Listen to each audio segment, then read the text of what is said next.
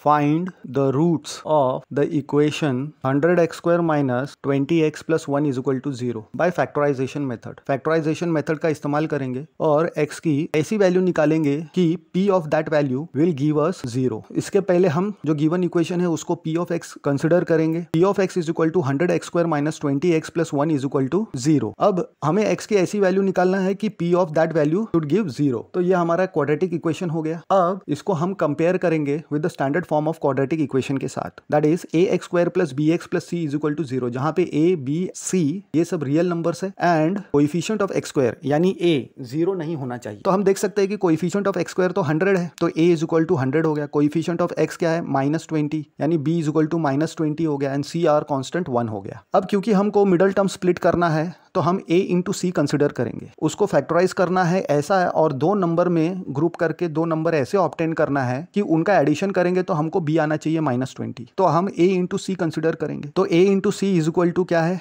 1 into 100. तो उसका हम जब फैक्टर करेंगे 2 इंटू 5 इंटू 5. इसको हमको ऐसा ग्रुप करना है कि हमको दो नंबर मिले जिसका एडिशन करेंगे तो b आना चाहिए. 2 5 एक जगह ला लिया, 2 5 दूसरी जगह ला लिया, तो 10 इंटू 10 हमने ले लिया. अब 10 इंटू 10 इंटू 1 हम इसको बोल सकते हैं, लेकिन 1 को हम कैसे लिख सकते हैं -1 इंटू -1, क्योंकि -1 इंटू -1 1 ही होता है. तो पहला माइनस साइन फर्स्ट 10 को दे दिया, फिर सेकंड माइनस साइन सेकंड 10 को. तो अब हमको -10 -20 मिल गया जो कि b की वैल्यू है. तो इसका मतलब हमने जो ग्रुप किया नंबर का वो बराबर लिया दो नंबर. -10 में हमको स्प्लिट करना है मिडल टर्म को. अब हम अपना क्वाड्रेटिक इक्वेशन कंसिडर करेंगे और -20 को -20x को -10x में स्प्लिट कर देंगे. पहले दो टर्म में से हम 10x कॉमन निकालेंगे तो 10x - 1 बच जाएगा और दूसरे दो टर्म में हम -1 निकालेंगे तो 10x - 1 बच जाएगा. जब 10x - 1 कॉमन निकालेंगे तो हमको अगेन 10x - 1 मिल जाएगा. तो हमको अगेन जो हमारी x की वैल्यू है वो रिपीट होते हुए दिख रही है. ये जो प्रोडक्ट है इज इक्वल टू 0, ये कब पॉसिबल, या तो पहला टर्म 0 है या तो दूसरा टर्म 0 है. हालांकि दोनों टर्म यहाँ पे सेम है. तो हमको 10x - 1 इज इक्वल टू 0 ले लेंगे दोनों साइड और x इज इक्वल टू हमको क्या मिलेगा 1/10. तो दोनों के लिए हमको x is equal to 1/10 value मिला. इसका मतलब हम क्वाड्रेटिक इक्वेशन को सॉल्व करते हैं और हमको x की वैल्यू 1/10 मिल रही है. इसका मतलब क्या,